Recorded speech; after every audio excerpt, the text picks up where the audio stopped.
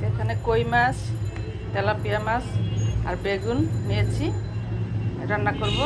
এই জন্য হলুদ মরিচ মাখাই রাখছি। দিব ধনিয়া বাটা নিব আমি। এখানে জিরা আছে ভাজা, ধনিয়া ভাজা। মাছের সাথে এভাবে বেগুনটা ভেজে দিলে কিন্তু খেতে ভালো লাগে। মাছটা আমি ভাজা নিতেছি।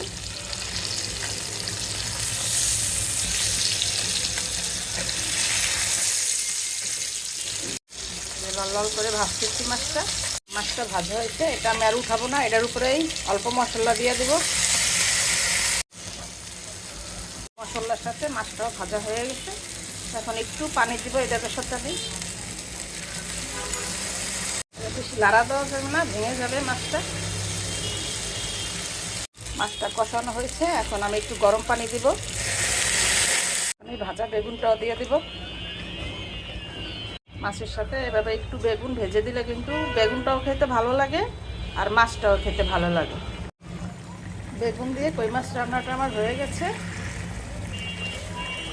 এখন একটু ভাজা জিরা দিব। কই মাছে কিন্তু একটু ভাজা জিরা ভালো লাগে।